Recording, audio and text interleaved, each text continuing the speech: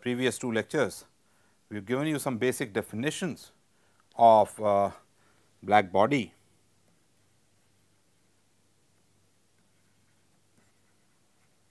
And represented this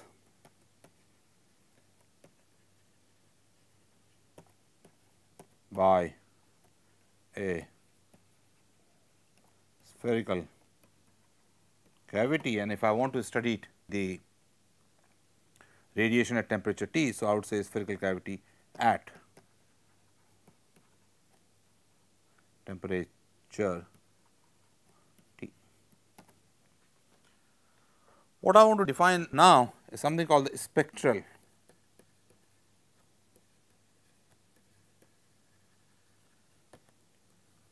density.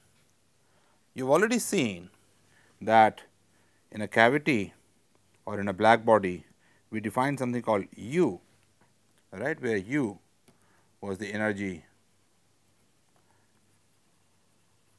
density, and the result that we got in the previous lecture was that the intensity coming out of a black body is U c by 4, right. This is the intensity coming out.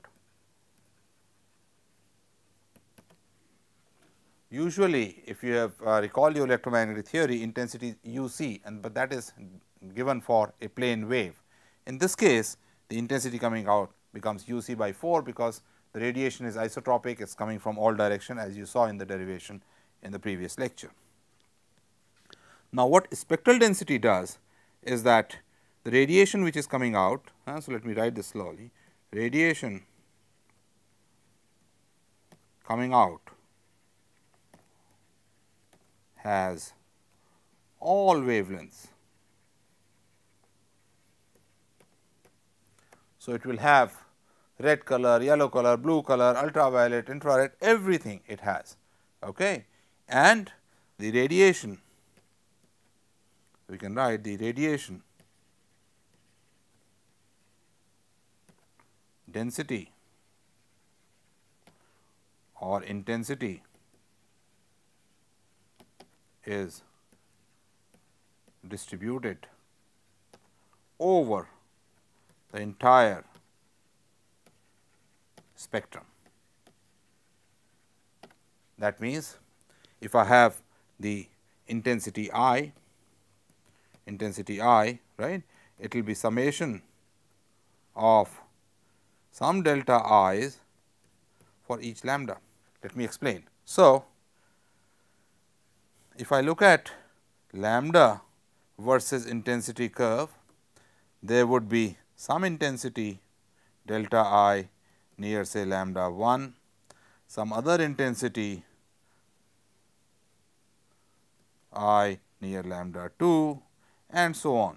So, in every interval there is some intensity which could be different for different lambdas, right. So, let me write this. So, where delta I lambda is the intensity portion near the wavelength lambda, as I shown in the picture, all right. And how does it look? It looks like, I will now show you through a picture downloaded from the internet. So, this is the image of intensity of radiation, all right. So, let me also show it to you. This is the image which you see, and I will decipher it for you, in which the intensity of radiation, or what we will call spectral density of radiation is plotted, and it is plotted at different temperatures. So, for example, one curve looks like this, the second curve looks like this, third curve looks like this, and the fourth curve looks like right here. As the higher curve, as the upper curve is at 7,000 K, the middle curve, the red one, is at roughly 6,000 K, the blue one is at 5,333 K, and so on. As the temperature goes down, the curve becomes lower and lower and the peak goes down and down. What we mean here is, if I take for the spectral density, if I take a particular lambda and calculate the area under this curve at this lambda, or calculate area at let us say another lambda out here, this would give me the energy content in this d lambda. So, now I can define a spectral density for you. The spectral intensity is such, I lambda is such that I lambda delta lambda is the intensity contribution from lambda to lambda plus delta lambda. So, if I integrate over this entire curve, it gives me the total intensity. In a similar manner, I can define spectral density of energy, which is u lambda, such that u lambda delta lambda is the energy density between wave lengths lambda and lambda plus delta lambda. Notice equivalently I can also define u nu delta nu, which will be energy density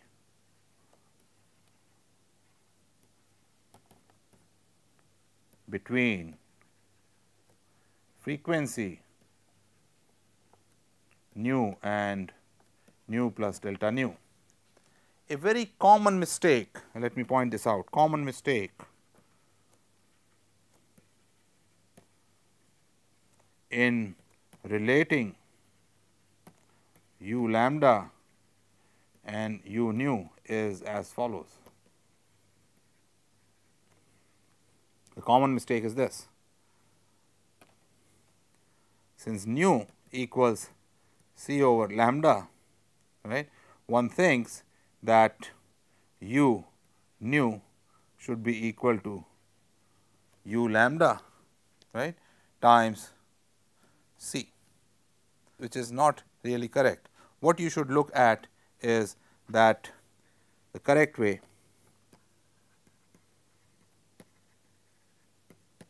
is u lambda delta lambda should equal u nu delta nu, where delta nu corresponds to delta lambda. Since lambda equals c over nu, delta lambda would equal c over nu square delta nu, and therefore, we have u lambda times c over nu square delta nu is equal to u nu delta nu, because the energy content is the same. And now, I can cancel delta nu and I get u lambda is equal to nu square u nu over c. Since these are all magnitudes, I am not worrying about the minus sign. So, be careful about this. This is a very common mistake that people make. So, I have defined a spectral density for you, and in theoretical analysis I will need one more thing, and that is I will do that, and then this lecture gets over. The next quantity we will need in our analysis is going to be pressure.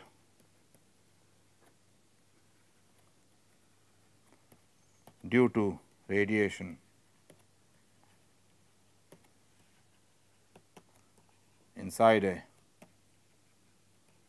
cavity, and we will do a calculation of pressure due to the radiation falling on this small area here from all over the place,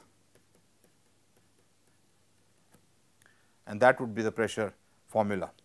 Now, for pressure, what I need to calculate is force per unit area, which is nothing but momentum transfer per unit time per unit area. So, what I will need now is the momentum that is falling. on this area. Now, for plane waves, if you recall from electromagnetic theory,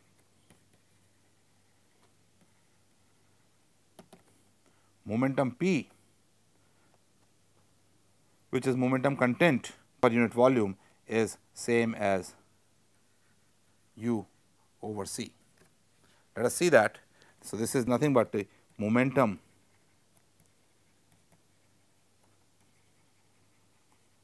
density, that is momentum per unit volume. You can see this is dimensionally correct, because u has a dimension of 1/2 mv square divided by v, which is same as mv. So, this is dimensionally correct. This is and per unit volume. So, this is momentum per unit volume. Now, what is happening is that in this cavity at this area A, the radiation is coming from all over and is bringing in some momentum, and that momentum applies force. So, momentum per unit time, whatever momentum transfer is there, the only component of momentum that matters is this perpendicular to this area, which is at an angle theta. So, what I need to calculate is how much momentum is coming in, take its component. So, suppose this is p, this has to be p cosine of theta, and for every side that momentum comes in, there is a momentum going out either by reflection or this part is also radiating. So, that there is a back, by momentum conservation there is a back force. So, net momentum is going to be, I will calculate this and multiply it by 2, right. So, I can calculate the momentum coming from all sides. So, even if there is a momentum coming from this side, there will be momentum going out. So, I will calculate the total momentum coming in, multiply by 2, and that would give me the answer for the force. So, again we will do a calculation like what we did earlier. I will consider this cavity, and in this area consider this volume from this side from where the momentum is coming in.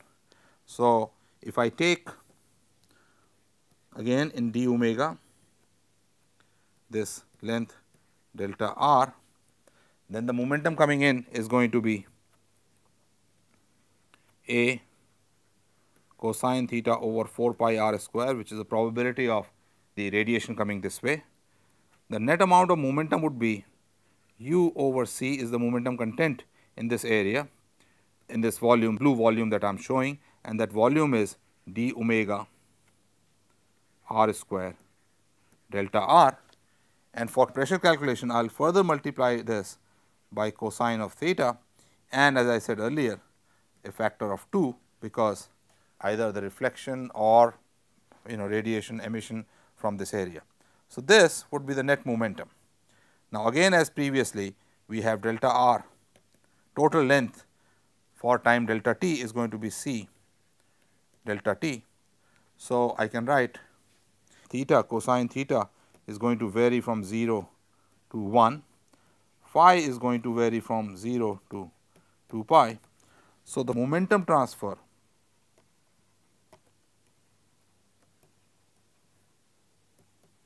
normal to A in time delta t is going to be equal to 2 A over 4 pi, this r square cancels right here, delta r is c delta t. So, I have taken care of that.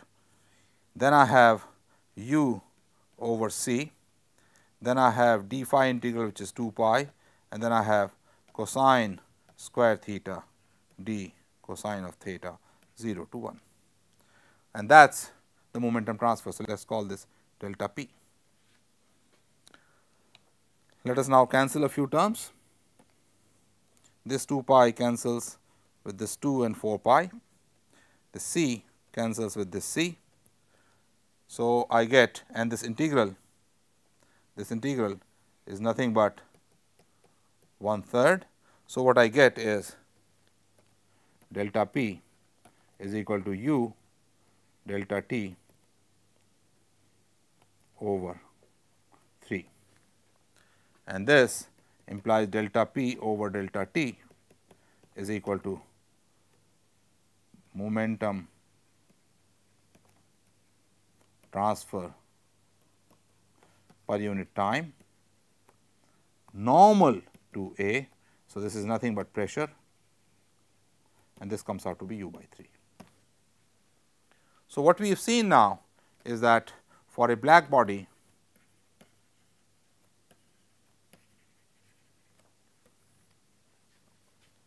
there is spectral density, which at high temperature is like this, and as temperature goes down, it becomes like this, and pressure inside the cavity P is u by 3.